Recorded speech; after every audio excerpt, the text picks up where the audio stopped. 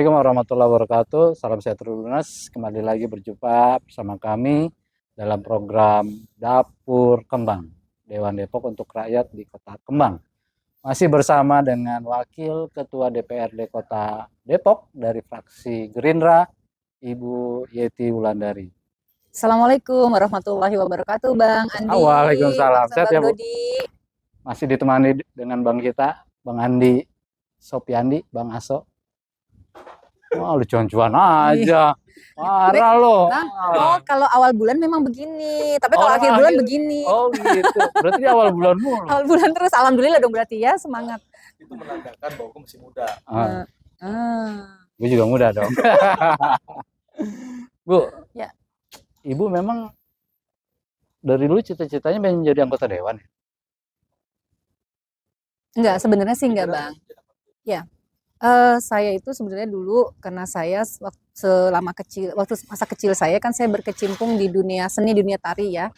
Jadi saya setiap ada tamu negara, tamu kepresidenan di Taman Mini, saya selalu diminta untuk tampil. Nah, pada saat itu memang keinginan saya adalah ingin menjadi dosen tari sebenarnya. Oh, dosen tari. Gitu. Nari jago, Bu?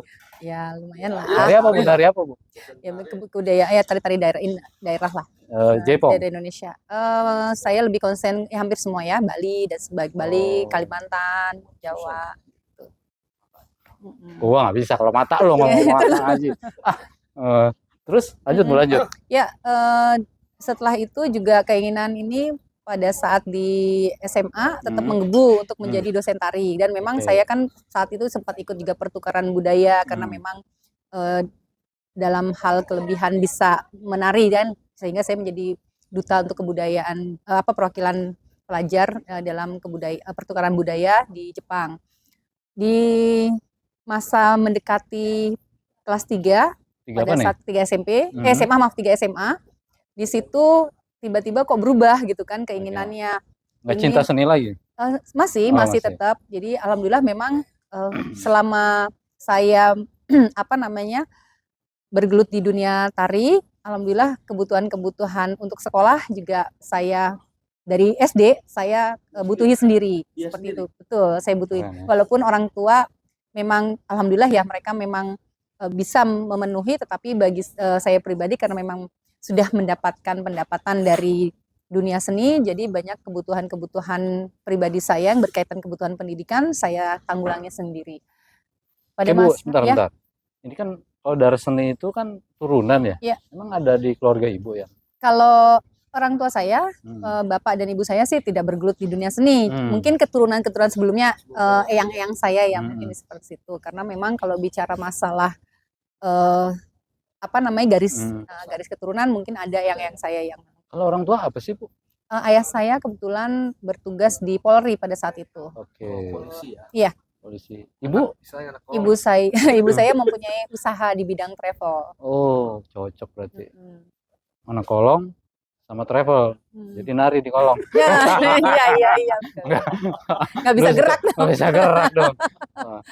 Kalau Ibu tuh di antara saudara-saudaranya nggak ada yang suka seni tari selain Ibu?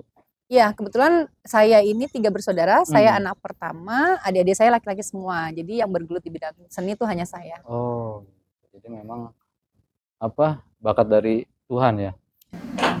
Iya nggak? Iya, pastilah bakat dari Tuhan. Iya, mungkin bakat dari gua. Iya. 3 bersaudara, 2 adiknya tuh laki-laki semua. Betul. Biasanya kan kalau misalnya di Apit nih, buat cowok suka tomboy. Iya.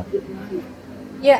Kayaknya gimana gitu ya? Betul. Dia Bu yang nanya ke saya. Tapi benar sih Bang. Jadi ya kan aneh juga. Betul. Gitu. Jadi memang pada saat itu juga salah satunya mungkin ibu saya melihat bahwa gini, ibu saya ini mungkin karena beliau masih mempunyai didikan karena ada unsur dari keluarga orang tua yang masih berkaitan dengan Keraton Solo ya. Jadi ibu saya masih memegang suatu pakem bahwa seorang perempuan itu, sepintar apapun perempuan, setinggi apapun pendidikannya, seorang perempuan itu tetap harus bisa masak, harus bisa macak itu berdandan, dan harus bisa mengurus rumah. Nah, itu yang dipegang oleh ibu saya. Jadi kalau pada saat saya kecil, ibu saya mengarahkan supaya saya juga berkecimpung. Ini sebenarnya juga karena akibat ibu saya yang mendorong ya untuk masuk ke dunia seni atau bergabung dengan sanggar-sanggar. Ini mungkin ingin melihat bahwa anaknya ini juga tetap tadi berpegang bahwa kodratnya sebagai perempuan tetap harus bisa merawat diri, bisa harus tadi tidak harus tidak selalu walaupun didikan ayah saya didikan militer, tetapi juga tetap harus tetap disiplin ada, tetapi sebagai perempuannya tetap harus ada. Jadi, seperti itu. 3R. Dapur, kasur, Sumur bukan sumur sumur ya. Iya. Oh. Dapur, kasur, sumur. Oh gitu ya, kodratnya gitu. Tapi enggak, ya enggak. Bu, kalau dulu ya, ini kan setelah nikah juga masih ya, jadi gini, saya aktif di dunia tari itu sampai SMA. Nah itu tadi nyambung dengan keinginan saya jadi dosen tari itu. Pada saat itu kan saya bersikukuh ingin masuk ke akademi seni, gitu kan. Tapi tiba-tiba pada saat SMA kelas 3 menjelang lulus, tiba-tiba saya melihat kok asik ya kalau kita bisa membantu masyarakat yang tidak mampu. Waktu itu yang memang sedang naik daun adalah pengacara. Nah, itu yang akhirnya mendorong saya untuk saya memutuskan masuk ke Fakultas Hukum. Siapa Bu pengacara yang menjadi idola Ibu? Waktu itu adalah Bang Adnan, almarhum Bang Adnan Buyung Nasution. Ya. Legend dari UI ya, guru besar hukum Universitas Indonesia. Betul, beliau juga kan saat itu kan berkecimpung di YLBHI, yang akhirnya alhamdulillah saya punya kesempatan untuk juga berkecimpung di situ. Pernah di sana juga. Ya, apa yang Ibu lihat dari sosok Adnan Buyung? Ya, saya melihat sosok almarhum Pak Bang Adnan Buyung itu beliau sosok yang sangat piawai di dalam hukum, tapi beliau tetap memegang norma bahwa kepentingan masyarakat di bawah ini menjadi utama di dalam hal membantu, karena banyak masyarakat kita pada saat mereka berkaitan atau bermasalah dengan hukum, mereka tidak mampu untuk mewakili dirinya beracara di pengadilan karena dengan jumlah nominal yang besar. Betul. Tapi semangat juang untuk membela rakyat kecil memang sudah tumbuh sejak bangku kuliah ya. Gara-gara pengacara ya. Saya kan tari. Nah terus betul. Ya akhirnya pada saat di kampus juga saya banyak masuk menjadi pengurus-pengurus di entah itu di senat mahasiswa maupun di organisasi jurnalistik maupun juga di organisasi di luar kampus yang memang di situ akhirnya mungkin memompa saya untuk lebih memikirkan bahwa ternyata kita punya masyarakat yang di bawah kita yang mereka memang membutuhkan uluran bantuan kita seperti itu. Jadi organisasi pemuda, organisasi kemahasiswaan, betul. Ya, lengkap beliau. Nah, ini pribadi lagi. Pribadi apanya nih? Ngaturnya. Nah. Ada sebagai ibu, sebagai wakil rakyat, atau rumah tangga bagaimana? Ya. Komplain saja nggak sih kalau aktif itu? Ya, alhamdulillah gini. Pada saat sebelum saya menjadi atau mendaftarkan diri sebagai calon anggota legislatif dari Partai Gerindra, sebelumnya saya berkecimpung sebagai advokat. Ya. Nah, sebagai advokat pada saat Partai Gerindra berdiri tahun 2008, pada saat itu memang dari rekan suami yang meminta kepada saya untuk saya menjadi calon anggota legislatif dari Partai Gerindra pada saat itu adalah Dapil Dapil Tapos Cimanggis.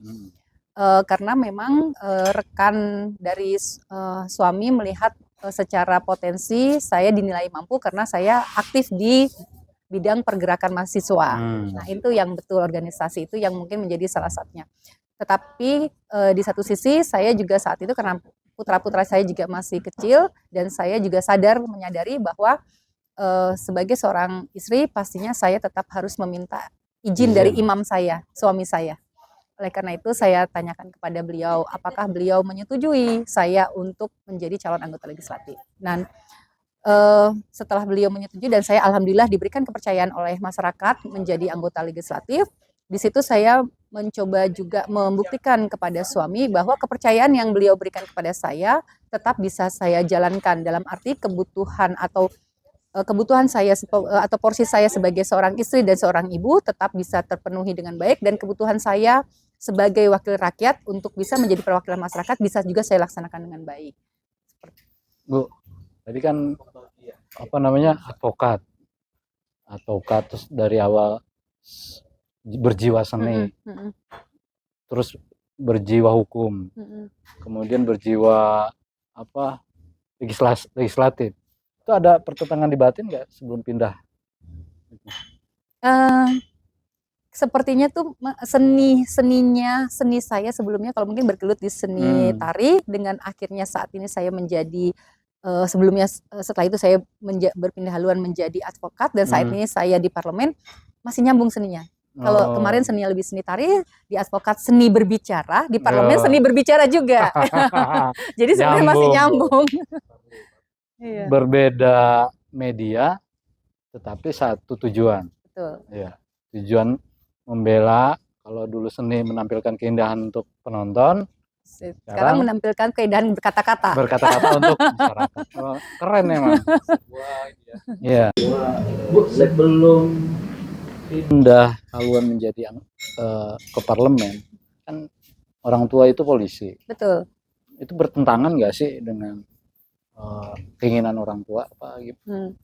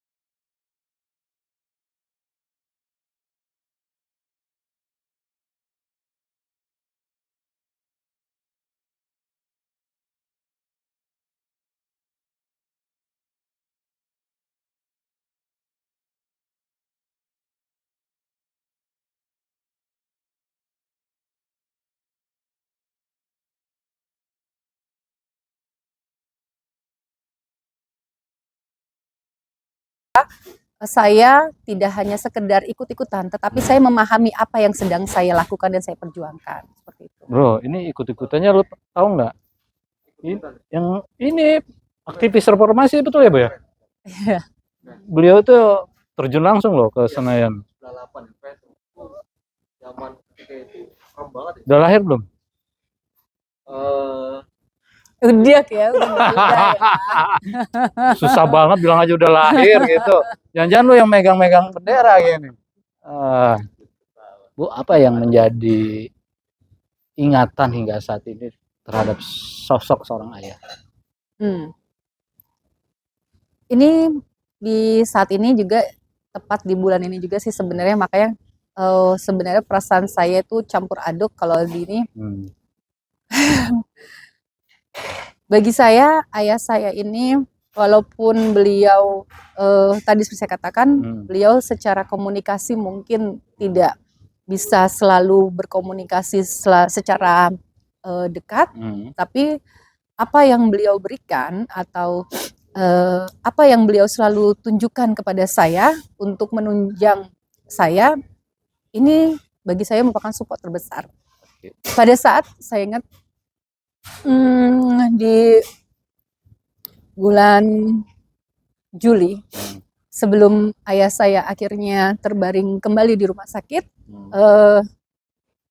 beliau dengan mempergunakan kursi roda, beliau datang mensupport saya pada saat itu dalam kegiatan saya menghimpun teman-teman PPIR. Kalau di partai kami, PPIR ini adalah para pejuang purnawirawan yang bergabung untuk Partai Gerindra.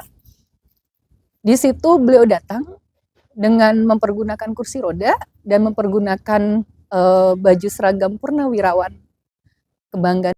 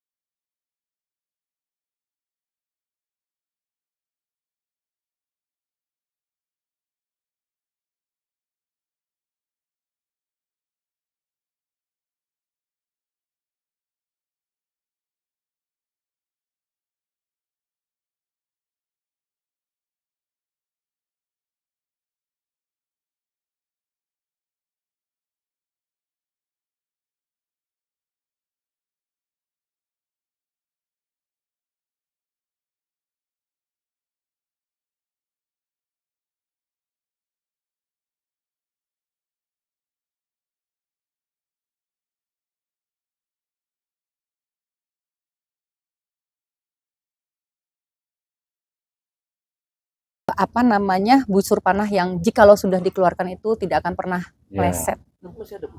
Alhamdulillah ibu saya masih ada dan memang sampai saat ini ibu saya juga selalu mensupport kegiatan-kegiatan saya di kemasyarakatan. Jadi setiap saya melakukan kegiatan di rumah ibu saya, beliaulah yang selalu menyiapkan. Keren. Tuh. Tuh support dong kalau Punya istri di situ. Itu berarti disupport. Jangan nggak disupport. Bu, apa yang mungkin jadi pertanyaan buat saya, Bu, terkait orang tua Bapak ya.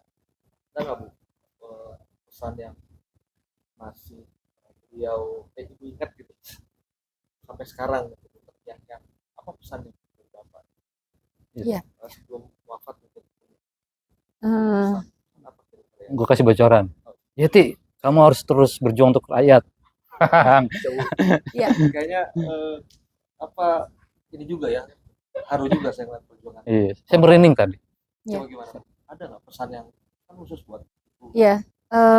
Singkat ya, Ibu. Bapak saya ini mungkin kalau dibanding dengan adik-adik saya, bapak saya ini hal yang keinginan beliau apapun pasti beliau minta ke saya, gitu kan. Jadi memang pada saat beliau menjelang tidak ada, beliau tidak bisa berkomunikasi secara jelas pada saat itu, sehingga saya seringkali meraba-raba.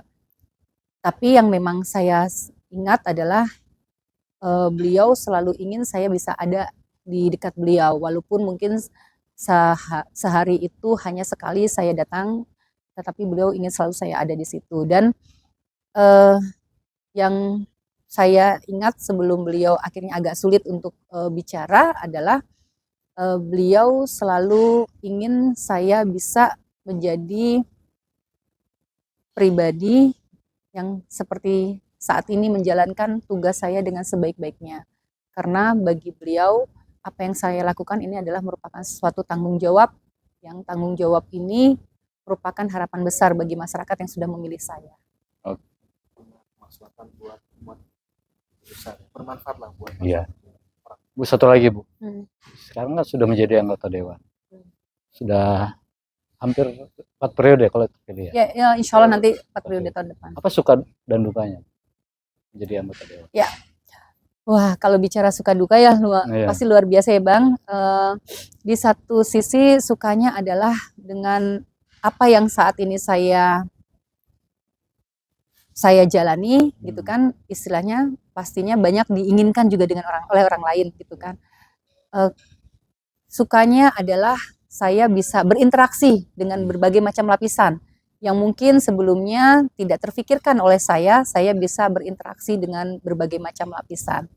Dan sukanya saya bisa lebih mudah masuk atau diterima di semua lini. Elemen, ya. Betul. Tetapi pasti dukanya banyak karena memang perbedaannya kalau kami nih sebagai anggota legislatif tingkat kota kabupaten, otomatis dapil kami dengan tempat tinggal kami adalah satu wilayah. Iya. Berbeda nih dengan anggota DPRD provinsi Iya, maupun pusat. Iya. Mereka dapilnya dengan tempat tinggalnya jauh. Sehingga kami ini kalah dokter 24 jam. Jadi rumah kami itu 24 jam. Jadi ketemuan. Betul. Jadi posko dong. 24 jam ini masyarakat apapun, mulai dari mereka, kalau saya sering mengistilahkan ya, mulai dari mereka mau membuat septic tank, mereka mau mau menikah, mereka sampai akhirnya mereka sampai tidak ada, mereka ingin kalau saya suka lucuan kepada teman-teman, dari mau buat anak sampai jadi anak itu urusan kita. Begitu. Itu semua yang memang terjadi. Di satu sisi juga kan kita juga atau kami sendiri sebagai anggota dewan harus dituntut untuk masyarakat untuk bisa selalu memenuhi keinginan dari mereka. Tetapi di sisi lain pastinya mereka tidak memahami bahwa sebenarnya anggota dewan itu tidak melulu loh kami selalu bisa memenuhi keinginan. Berarti Kami ini ya. jam kerjanya itu 24 jam plus. Betul. Iya, jadi Apapun ya Bu. betul, apapun. Jadi selalu di ini ke ya, terkadang mereka datang gitu kan, ketemu langsung dengan kami pada saat mungkin kita lelah, atau pada saat kita sakit, tetapi kita tetap harus ketemu dengan mereka, tetap senyum. Nggak Senyum ya? Iya, itu kan di awal mungkin, gini, di awal kan bukan sesuatu yang mudah ya Bang ya. Tapi akhirnya sekarang dengan sejalannya waktu, saya pribadi sudah hampir agak bisa loh, belum ahli ya, sudah agak bisa menyembunyikan apa yang sedang saya rasakan. Walaupun terkadang dalam hati, aduh, lagi sakit nih. sekali sedikit aja. Nah, tadi kan jam kerjanya Ibu 24 jam plus. Gimana anak dan suami? Ya, selama ini saya mencoba membagi pada saat anak saya sedang ujian, saya biasanya tidak melakukan hal-hal yang berkaitan atau saya tidak melakukan mengambil kegiatan tugas yang harus bersinggungan dengan tugas keluar daerah. Iya. Karena saya ingin bisa selalu menemani anak-anak saya. Karena pola asuh saya pada saat anak-anak saya menjelang ujian biasanya saya membuat soal-soal untuk mereka kerjakan. Nah, soal-soal inilah yang nantinya menjadi sarana belajar mereka. Nah, itu yang memang saya temani sampai mereka selesai ujian, seperti itu.